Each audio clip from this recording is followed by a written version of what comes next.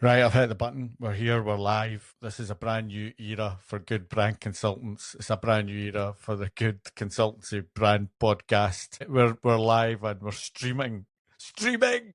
Streaming, and the tears will be streaming very soon when we realise it's terrible seeing ourselves on screen. We've not been about for a while because delightfully, we are busy. So the challenge was we used to do these on a Wednesday. But when we come into the Wednesday, everybody's in the office, and then we're trying to get to talk to people and go, "Hey, what are you doing?" And then, much to the disconcertation of our fans across the world, we weren't doing this. So Julie came up with a great idea. Go, we've got to find a different way of doing it. So this is a different way of doing it. We're all in our homes. We're partying like it's 2020, and we're just trying the streaming thing to try and get there. So not only will we be coming in your ears, but we'll be coming on your eyeballs. Through. What? That says more about you than it says more about me. Jesus, this is not a good start.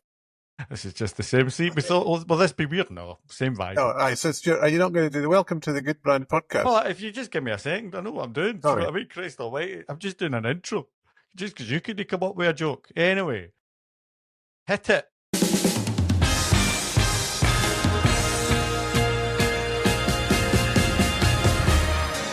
Welcome to the Good Brand podcast. My name is Stewart Steele. Good is a brand consultancy based in the United Kingdom. I am joined as ever today by the coordinated Chris Lumsden. Thank you. Hello, good morning. And Ms. Julie Murdoch. Uncoordinated. Uncoordinated, but your hair's looking great. And now, thanks to the power of YouTube, everyone can see I've had my hair. It's a treat. So yeah, we're going to talk about an article that I wrote in May, and I'm going to just hand over to Chris because Chris is going to run the show. Well, you wrote a piece that I thought it was really good. It resonated. I liked it, and it's called "Why Your Best Work Isn't Winning," which doesn't really explain what's going on in the article. So for folk that haven't read it, Stuart, can you summarise the sort of core message? You talk about a thing called the recognition gap that I really like. Can you give us a quick overview of what the whole thing's about? Yeah, basically, it's about how sometimes that you can be a bit too product-led, and then you have a wonderful product, you put it out into the world, and then suddenly you kind of go, this product isn't selling. Why is this product not selling? And that's when suddenly it's not a branding problem, it's a business problem. And it's that gap between the value that you believe that you deliver. You sit there in your team in your little workshops and go, this product's fantastic, this is going to change the world. And then when it goes out into the world, it's the value that your customers perceive it as, which might not be the same. So suddenly there is this gap of, we think this is amazing, but people who are buying it don't. So the challenge is like our inside out bias thing sometimes. Yeah. Well, yeah. So that could be described as a business problem, but it's not. That can be described as a branding problem, but it's not, because it's a business problem because you ain't getting any money. So what are you going to do? So why did you write it then? Was there something that are you doing stuff at the moment that triggered it? I just hate LinkedIn. LinkedIn rips my knitting. And there was a lot of kind of things about, there's a lot of tossery about brand from, on there. And I think sometimes there is such a desire to go brand is the answer to everything that I don't blame anybody in a C-suite to kind of go, what are you talking about? And actually, I think sometimes you've got to frame this not as a brand problem, but as a business problem. Brand people love talking about brand. And, we love talking about brand. We think it's a value. It's a lever that you can to help sell and make people understand. It was basically, I was reading a couple of things, and I think because I went, fuck this. I think I did it in French, though, so it sounded classy. And I went, I'm going to just write something about this because it's ripping my proverbial. But we are, just second part to that answer, we are working with a number of clients at the moment, conversations that we've had over the recent months where the kind of the two parts to this, of the, brand and product being conflated into one communication, which caused a bit of confusion, and also, unpacking the value around product through a kind of positioning exercise. We're having lots of conversations in that space with multiple clients, which I think and you can see, just reflecting on even some of the work we were doing last week with a client in a workshop, that some of the themes of things that you've written about here, Stuart, it's, coming through in terms of the challenges that they're facing and unpacking some of that. It's interesting. It does come up a lot with us, but it's something that seems to be hidden. Clients can't, you highlighted it there, Stuart. People either go product or brand, or it's not talked about more, this challenge, this kind of recognition gap. Why is that? It's probably just siloed thinking. It's just kind of, I think I would say that sometimes you get, when things are going well, it's the sales team, and when things are going bad, it's the brand. You know? Yeah. And sometimes it's a bit of, there's got to be a bit of, we're both are accountable, and it's easier to kind of talk about product at the top level and go out there, but actually there's no foundation to the business about why this has got a value to it. It's kind of look at what it could do. The great thing is, and we've seen it where we work with sometimes with software companies who jump straight in to showing, you open it up. So what we're going to do first is log in. You go, what? Hey? And actually you've got to try and understand the value of what you're doing, which is part of the brand experience and part of the story, which is about the entire business, to go, we believe, and then put it down to there. What our point of view in the market is this, and this is why we've created this, to help you make money or save money. Let's talk about that a little bit, about why it matters. So you talk about, they say that clients that are, fail to make their value clear bleed pricing power, which is quite a powerful thing to say. Well, what do you mean? Can you unpack that a little bit, and how that happens? What's going on there? I mean, you can see, well, if I'm answering your question correctly, I think, and you'll let me know or not, I mean, you can see everywhere, it's the difference between Ford and Ferrari. I mean, Ferrari have managed their brand to build margin. It's got certain cues to it that you can kind of go, right, it's exclusive, it's handmade, all the kind of story thing that you've got within there gets Ferrari higher margins. With Ford, they tell the story as a brand because their business strategy is, we want to sell a lot of these things, and the margin is slightly lower, but it's mass market, so you understand all those things. So yeah, but the same point you make. So Ferrari have technical superiority over Ford. I mean, you use that language. Yep. You say technical superiority isn't enough.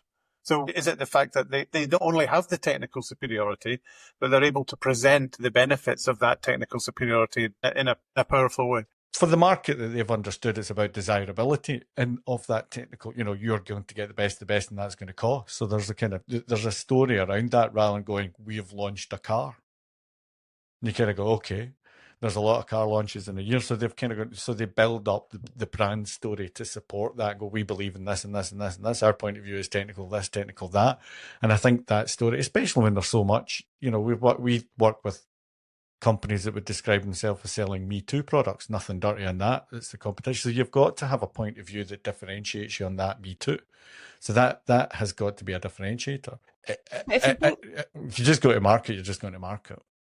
But I think, I was just going to say, I think, again, if one of the roles of brand is to help mitigate risk and help customers navigate in their decision-making process, then brands that communicate that value clearer are going to benefit when it comes to the commercial, ultimately how it hits the bottom line. So, and I think the same then can be said that it definitely extends into product. If it doesn't have to even, and as you've said in your article, Stuart, products where largely, and we see it a lot in the B2B tech space, because there is often I'm trying to think of a word other than ball hair that will be as appropriate. Margin? That'll work. Slim margin.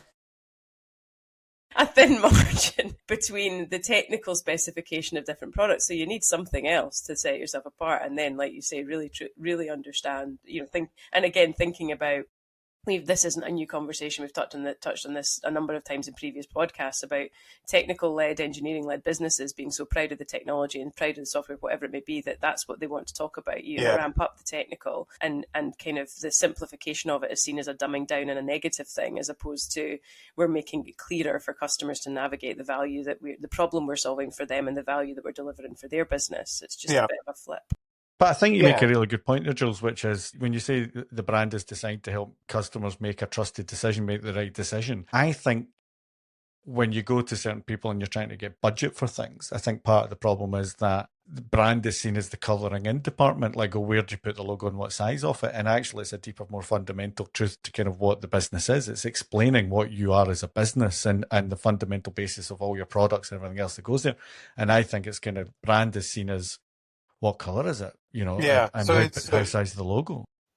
yeah. But So we were, in the sense of the enlightened, that sense of enlightenment about brand, it does go to the core of the business. That, and if you embrace that, then fine, you can get on with it. But if not, then it is the decoration station, right? Yeah.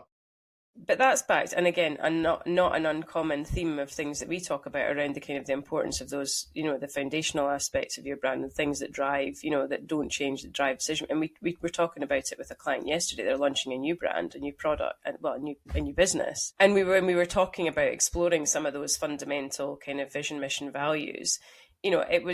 It was about what sort of, and it was a kind of soundbite from the CEO that was quoted around the type of people that they want to recruit to deliver this service. And it's like, with clear foundations, that's a really strong thing. And it's a little bit kind of, I don't mean chicken, at this stage with them, it's a little bit chicken eggs. You're like, that's really useful information for us to know, because you can build it into the stuff that's going to live in the core of your brand. So it's not about, what does the logo look like? It's about what people do we want to drive this business forward, from obviously from an internal point of view, which are just, it's interesting. We don't always get the chance to chat about it at that stage and at that level, but because it's, So Stuart, Hi. let's talk a little bit about how it kind of then shows up, because you mentioned another stat that there's always you mentioned a couple of things in the article, but there's one about the 74% that I think it's like customers are 74% way through their research before they want to pick up the phone or contact a brand. So what mistakes do these, and you talk about it digitally, what are the mistakes that they make? Is that just literally then, as Jules has outlined, that technical mindset is just slapped straight onto a sales deck or a website, or what's happening there? The emotional development of a product, not just the technical, but when you actually have something and you've got it shared and you're kind of in a room and you're all just talking about this product to the point where you understand it implicitly. And then it's good. Okay, so now we just need to put a nice box on it because this value is so obvious to us, which it is, because you've been sat in a room for 2.5 years building it. And I think we said before in the podcast is that I think every product team starts off trying to solve for the end result, but they lose that solving thing but in the detail when they get to the end result. So then the end result is, like I say, it's got a 7.9 inch screen. Whereas probably originally we need this to be clearer so that people can see more options. That's what they've designed for, but it ends up being a 7.9 inch screen.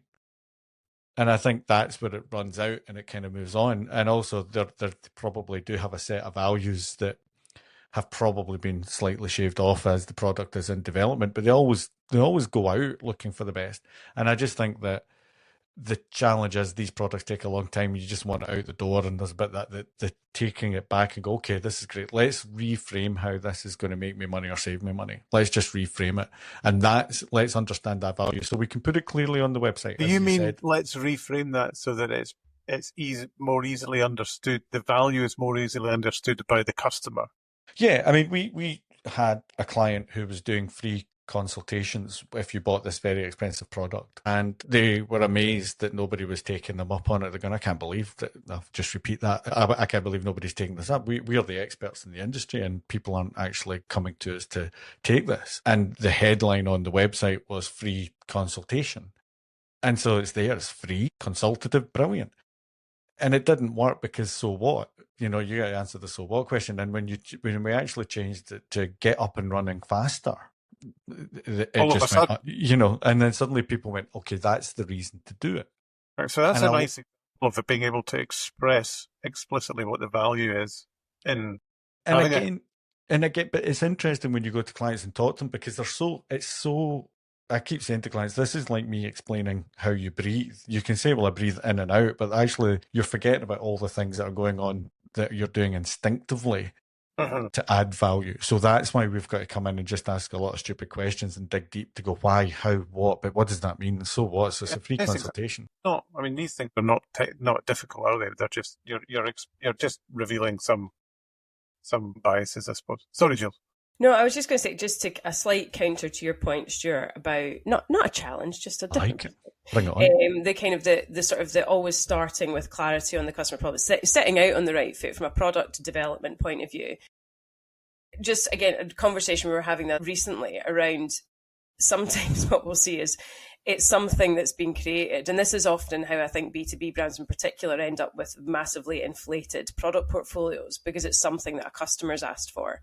And they've gone, that's the product team, that's an important, sales have gone, that's an important customer. We need to build it because the customers, I know I'm not talking end user here, I'm maybe talking retailer, distributor, wholesaler, whatever the kind of channel and relationship is. But so it's like they asked for it, so we built it, and then they end up in a position where they're trying to figure out, one, where it fits in their portfolio so they can talk about it as a distinct offer, and kind of a reverse engineering a bit of the kind of, why did we build this? And it's like, because someone asked for it, and there's just a little bit of disconnect between, again, back to the foundational stuff, and Stuart says this a lot, that if that's solid, then it helps guide what you don't do as much as what you do. Do you know what I mean?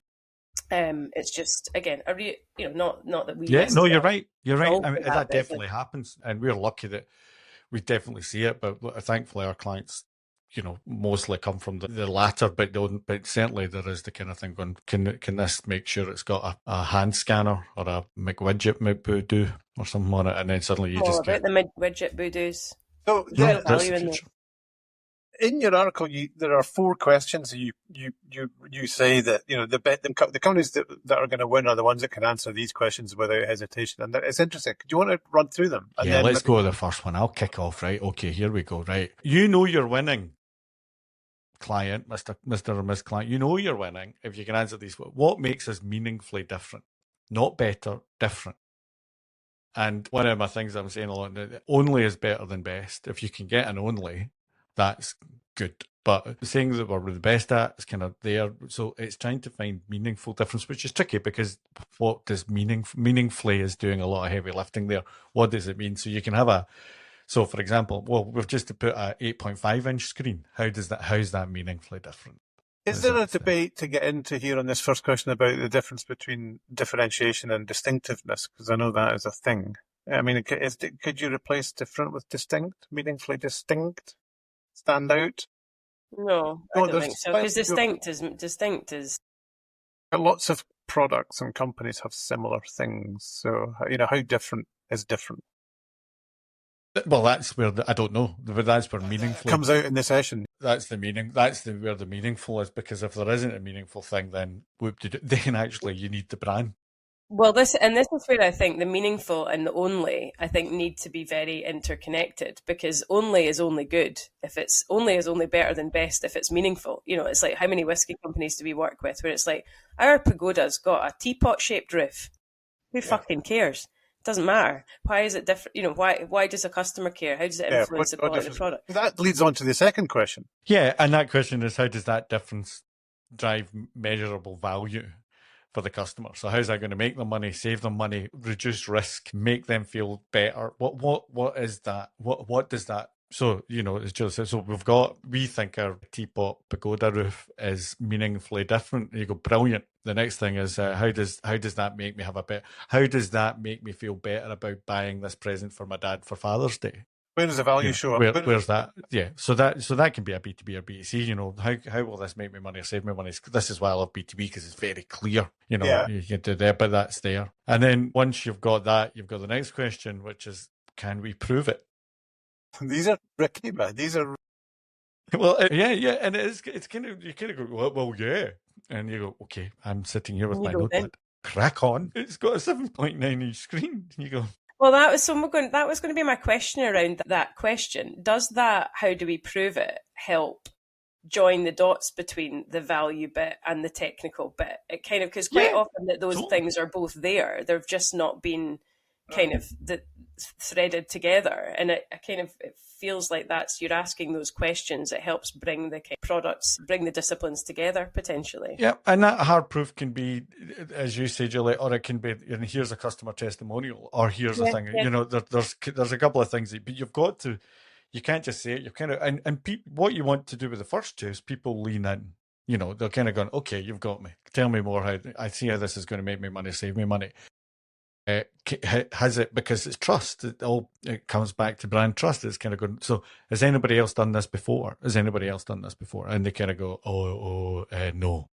And again, we've got a bit of a challenge with something just now that's kind of new, where the aspiration's great, but there's a proof gap. There's a kind of, there's a bit of a social proof gap in there to kind of go, you want a bit of that. So there's a challenge in that. And then finally, then is about the consistency, isn't it? Is it about? Well, and basically, how does this come through in every interaction in online, in-person, post-sale? Post-sale is my baby. Post-sale is my baby because you've got sale. You're in selling mode. Well, is this about? It's about comms, then. Is that what this is about? I'll tell you in a minute. So you've kind of got sales, you've got selling, and then you've got after the sale. And I think there's kind of how does all this come through in every interaction? Can you then kind of prove it before, during, and after? Can you actually help the customer? Is there going to be consistency in your comms, in your product? Like the experience you've got in that website, does it match the box unpacking experience? It's all this thing that needs to feel like a whole, because at any point you've got the potential of losing trust. Going, they've oversold this. They've oversold this. So it's always very easy to in the sales mode to go, hey, it's a bit of bing, bit of bang. Then when selling is definitely the kind of, you'll get the salesperson coming in and it's all fireworks and Mai Tais and Yahtzee. And then suddenly in the post sales, it kind of falls a bit flat because the deal be done. And actually that's probably when the reinforcement of the brand has got to happen in that post sale section, because it's if the sale is the sample, is a phrase that we use, then you've got to have the post sales kind of be true. And it's got to feel exactly as consistent as the other two. And generally, it's a little bit of a poorer experience, and you don't want that doubt. Yeah. Okay. So moving to kind of real tactics and how to close the gap, what should companies do to start closing that perception gap? What's the first thing they should start doing? And how do you, because we know from experience that unless, there is quite a lot of skepticism in-house about, an engineering-led mindset can dominate, and there's a bit of skepticism about brand marketing. How do you do? What should they do? Well, we've talked about this before, and it's difficult because it's a culture. Depending on how bad it is, it's a culture challenge within an organization about how you see brand. So, is brand seen as the colouring in department, or is it seen as a solution to business problems? And if it's a solution to business problems, you're probably in not a bad place, because it's an understanding that this will support. If you're in a place where it just, you're just knocking out, the marketing team are seen as the team that just knock out sales sheets, it becomes a more difficult, because what's going to happen is the marketing department are going to get blamed. Yeah. They're going to go, well, this sales sheet isn't very good. That's not the problem. As I say in the thing, the best product doesn't always win, but the best explained one does. And it's kind of... Sorry, I was just going to say to you, because I think what you do, when we're talking about, using product positioning in this case as an example, I think the way that you tee it up with our clients to say that this is, it's a team sport, and this is why it's important that we have representatives from across the business, across different disciplines, from product, from sales, from marketing. It doesn't become a marketing initiative. It's, the early days in the process, early on in the process of kind of starting to unpack that or unpick it, that kind of the value-based stuff is, the key stakeholders are all involved. And I think if you can get buy-in involvement at that stage, and I think you will, I've seen you do it multiple times where, the initial suggestion of the kind of attendees at a workshop from a client who's VP of marketing or predominantly marketing people, maybe with a product person thrown in, and you will push back and with this is why it's important that we have kind of multiple stakeholders involved. We had one, and actually you find things out. We did a product positioning workshop, and the big sell with the sales team was going, this is an environmentally friendly product. And we were sitting there doing the positioning, and the product team were going, no, it's not. They're going, what? I went, no. Don't know why you're saying that. Where did you get that from? Yeah, that's good, because you're exposing, Yeah, and it just means that, well, and again, it's truth, it's the post-sale bit where you kind of go, you said you had the hard facts, which are kind of made up, and then it's not. Yeah. You're doomed. That's your loss. So it is, you do need, you're right, I mean, I think it's kind of trying to look at this as a team sport as opposed to a marketing team, and then you get everybody's input. And I don't think, and I'm going to say this because I'm an agency member, and I want your money, bitches. But the kind of thing is, I don't think marketing teams can run that. I think they have to participate and not facilitate that. Well, they don't. They're aware of their own biases as well. Yeah, you've kind of got to bring there because they'll definitely have an input. And if you're standing up there on the whiteboard writing things down, there's going to be a perception again of this not being objective.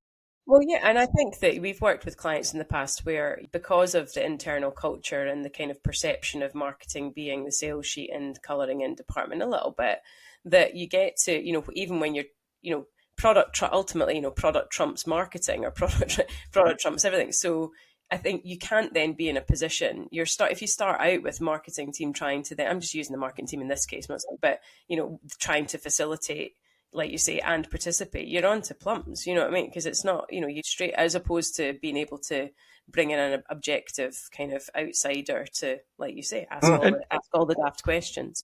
Yeah, and that's exactly it. I mean, it's stupid questions as a service is what we offer at these things. It's kind of and those are expensive, by the way. Those are that's an expensive. You do have a lot of stupid questions. Listen, I'm delighted. It's been there. So I mean, it is asking the stupid questions where a marketing person couldn't do that, where they couldn't go, so why do we sell like this, and why is it called that? Why have you got to plug it in? We can ask, and again, that absolutely gives it a flat playing field, because then everybody's on the same page, hearing the same thing from the basics rather than the perceived knowledge that is normally that 80% of the story is not being told. It's the old iceberg, only 20% is up, but 80% of the interesting story is hidden because the perception is nobody cares, when actually it's key. So yeah, I think it's an interesting question about how do you get on with it, because it's not even a workshop thing. I mean, while anybody we can come in and do a workshop but do this out, it's a cultural start to go. Yeah, it's a cultural start to go. We believe that this is a team sport, that everybody has an equal voice in this, and that we're going to contribute together to get to the end result. It's not a market. That is about, that sense of trying to seek consensus and everyone on the same page is a cultural thing in itself. But it's an interesting thing. So that's I mean, I think it's on the site for people to read. We've broken it down, but it's up there in black and white. Yeah, it is. And I think it's just the kind of thing, it's like, it's brand strategy gives you clarity all based on the back of your business strategy. And I think that's what it is. And I think something, again, to go back to why I wrote this a little bit, is that it rips my fucking knitting when I just kind of brand is a dirty tool that you're going to get your hands metaphorically dirty and up to your elbows in it to try and pull out clarity in it. It's not a soft thing. And I'm going to say that because I think it can help grow your business, but I do think it's kind of that's what made me write it. It's like that's why I wanted to kind of say these aren't brand strategy problems, these are business problems that brand can sort. Yeah. All right. Well said. Aye, that's that. Well said. Boom. Very good. Boom. That was good. Enjoyed that. Yeah. Well, let's see. I'm sure. You know what? I think this is. I don't know. I think this. If we were going to get people, I think we maybe all need to bring our mics though, because I think your sound for me sounds much better than Chris's does. I think it'll all wash. You never sound that great, Jules. To be honest. My what? None. My contribution wasn't that great. No, I said you sounded a wee bit ropey to me as well. But hey, I think it'll all come out. I think it'll all come in the mix. Right. Okay. And Watch we're done. the roads. Thank you. Bye. See you soon. Bye.